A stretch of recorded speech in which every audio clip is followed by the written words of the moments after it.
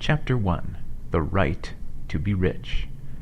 Whatever may be said in praise of poverty, the fact remains that it is not possible to live a really complete or successful life unless one is rich. No man can rise to his greatest possible height in talent or soul development unless he has plenty of money. For to unfold the soul and to develop talent, he must have many things to use, and he cannot have these things unless he has money to buy them. A man develops in mind, soul, and body by making use of things, and society is so organized that man must have money in order to become the possessor of things.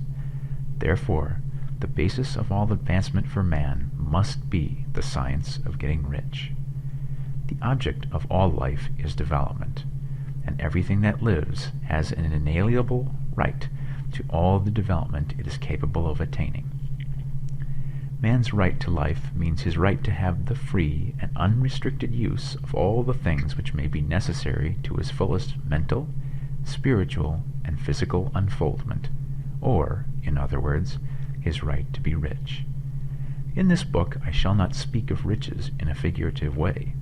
To be really rich does not mean to be satisfied or contented with a little.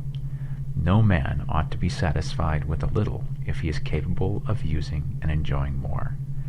The purpose of nature is the advancement and unfoldment of life, and every man should have all that can contribute to the power, elegance, beauty, and richness of life.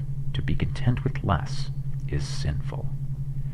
The man who owns all he wants for the living of all the life he is capable of living is rich, and no man who has not plenty of money can have all he wants. Life has advanced so far and become so complex that even the most ordinary man or woman requires a great amount of wealth in order to live in a manner that even approaches completeness. Every person naturally wants to become all that they are capable of becoming.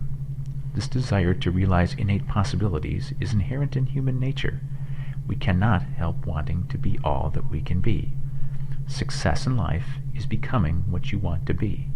You can become what you want to be only by making use of things, and you can only have the free use of things only as you become rich enough to buy them. To understand the science of getting rich is therefore the most essential of all knowledge. There is nothing wrong in wanting to get rich. The desire for riches is really the desire for a richer, fuller, and more abundant life.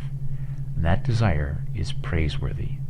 The man who does not desire to live more abundantly is abnormal, and so the man who does not desire to have money enough to buy all he wants is abnormal. There are three motives for which we live. We live for the body, we live for the mind, and we live for the soul. No one of these is better or holier than the other. All are alike desirable, and no one of the three, body, mind, or soul, can live fully if either of the others is cut short of full life and expression. It is not right or noble to live only for the soul and deny mind or body, and it is wrong to live for the intellect and deny body or soul. We are all acquainted with the loathsome consequences of living for the body and denying both mind and soul, and we see that real life means the complete expression of all that man can give forth through body, mind, and soul. Whatever he can say, no man can be really happy or satisfied unless his body is living fully in every function, and unless the same is true of his mind and his soul. Wherever there is unexpressed possibility, or function not performed, there is unsatisfied desire. Desire is possibility seeking expression, or function seeking performance.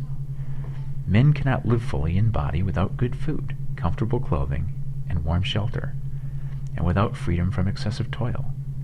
Rest and recreation are also necessary to his physical life. He cannot live fully in mind without books and time to study them, without opportunity for travel and observation, or without intellectual companionship. To live fully in mind, he must have intellectual recreations, and must surround himself with all the objects of art and beauty he is capable of using and appreciating. To live fully in soul, man must have love, and love is denied expression by poverty. A man's highest happiness is found in the bestowal of benefits on those he loves. Love finds its most natural and spontaneous expression in giving. The man who has nothing to give cannot fill his place as husband or father, as a citizen, or as a man. It is in the use of material things that a man finds full life for his body, develops his mind, and unfolds his soul. It is therefore of supreme importance to him that he should be rich. It is perfectly right that you should desire to be rich. If you are a normal man or woman, you cannot help doing so. It is perfectly right that you should give your best attention to the science of getting rich, for it is the noblest and most necessary of all studies. If you neglect this study, you are derelict in your duty to yourself, to God, and humanity, for you can render to God and humanity no greater service than to make the most of yourself.